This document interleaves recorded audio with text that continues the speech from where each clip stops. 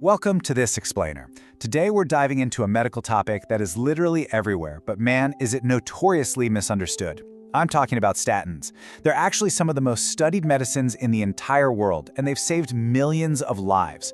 But despite that incredible track record, there is just a mountain of confusion out there. So my goal today is to cut right through that noise, give you absolute clarity, and just make understanding your heart health super easy. Let's get into it. I know exactly how this usually goes, right? Your doctor hands you a prescription for a statin, you go home, and you do what every single one of us does. You Google it, and literally, within 5 minutes, the internet has completely convinced you that your muscles are going to wither away, your liver's failing, and your memory is totally gone. Sound familiar? Well, hold on a second before you panic. Today, we're going to rely on actual medical facts, not internet fear, to figure out exactly what's going on. So, here's our roadmap for today. First, the Great Statin Panic. 2. Unclogging the pipes. 3. The Statin Family. 4. Separating fact from fiction. And finally, number 5. Avoid these common mistakes. All right, moving right along to section 2, unclogging the greasy pipes. Okay, so to really get this, I want you to think of your arteries kind of like plumbing pipes. Now imagine this gross, greasy junk building up inside those pipes over time. That greasy junk, that is what we call LDL cholesterol, or the bad cholesterol. When you have way too much of this LDL floating around in your blood, it sticks to the walls, it builds up. And if that greasy plaque blocks the pipe entirely, well, that's exactly what leads to deadly heart attacks and strokes. It's literally just a mechanical blockage problem. So how does statins actually step in and help clean out those pipes? Well, it happens in 3 distinct steps. Step 1, the statin acts like a tiny messenger, basically telling your liver to just slow down its cholesterol production. Step 2, they do this by specifically inhibiting the very enzyme in your liver that manufactures the cholesterol in the first place. It's kind of like turning off the tap at the source. And step 3, because there's now way less LDL cholesterol being pumped out by the liver, you get less plaque formation inside your arteries and a significantly lower chance of a catastrophic blockage down the line. Now you might be wondering, who actually needs this kind of intervention? Well, doctors will typically prescribe a statin if you fall into one of these specific categories. First, you just simply have high bad cholesterol levels. Second, you've already survived a previous heart attack or a stroke. Third, you have diabetes, which naturally bumps up your cardiovascular risk. Fourth, you have a stent in your heart's arteries, or maybe you've had bypass surgery. Or lastly, if your doctor calculates that your future risk of a heart attack is just dangerously high. If any of these apply to you, a statin becomes a truly vital shield. Okay, section 3, meet the statin family. If you look at your pill bottle, you might see this really complicated, long medical word, but statins are actually a family, and each member has its very own distinct personality. Your doctor's choice here is highly intentional. Let's look at the heavy lifters first. This group includes atorvastatin, which you probably know as Lipitor, and rosuvastatin, or Crestor. These guys are super powerful, backed by a massive amount of research, and you can actually take them at any time of the day. Fun fact, rosuvastatin is actually the strongest one available. Then we have the older generation, like simvastatin, also known as Zocor. Now this one has helped millions of people for decades, but it generally works best when taken at night, and it does have a few more interactions with other medications. And finally, we have the gentle category. Pravastatin and fluvastatin fall right in here. We call them gentle because they have far fewer medication interactions. So if you're someone taking, a whole pharmacy of other daily pills, doctors will often reach for pravastatin to avoid upsetting that balance. Now, I really need to emphasize this massive number right here, 50%. When we talk about atorvastatin and rosuvastatin being the heavy lifters, we are absolutely not kidding.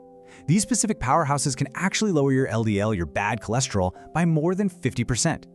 That is an absolutely immense reduction in that greasy junk clogging up your pipes. It's a total game changer. But, we didn't always have these highly specialized options. Back in 1987, levastatin was approved. You can basically think of it as the grandfather of all statins. Then, through the decades past, we relied really heavily on simvastatin. And today, we have incredibly nuanced options, like pitavastatin. And what's super unique about this newer option is that studies suggest it might not raise blood sugar the way some of the older statins can, which makes it a very interesting tool for certain patients. The science here is just constantly evolving. Moving on to section 4, separating fact from fiction. Okay, let's talk about the absolute most common internet myth out there.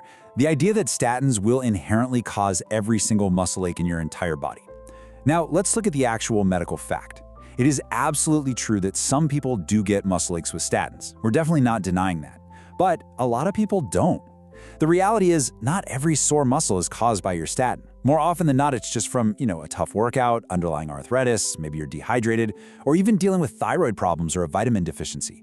It is so easy to just blame the pill, but the true culprit is often something else entirely. And then there are the even bigger fears. The myth that statins will somehow destroy your liver and completely erase your memory. Well, the fact is, liver damage from statins is exceptionally rare. And even so, doctors monitor your liver function frequently just to be safe, so you really do not have to panic about this one.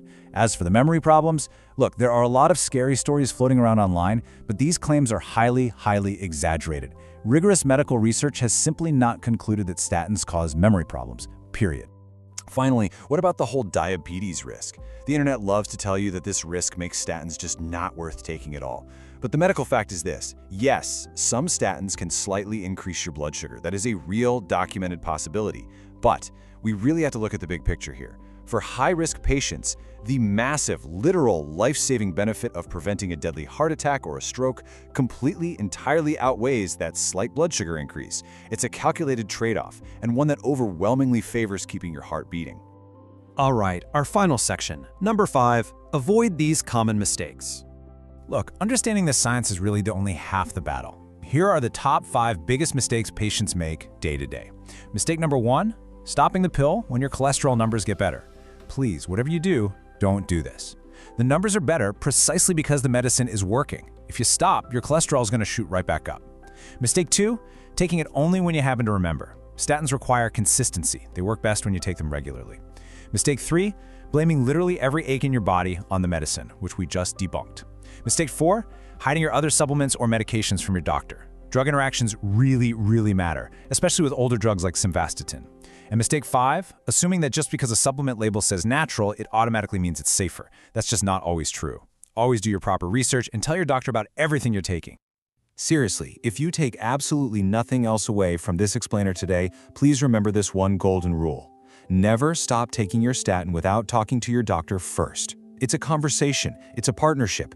If you are experiencing side effects, they can easily switch you to a gentler statin or maybe just adjust the dose. But abruptly quitting all on your own, that just leaves your arteries completely undefended.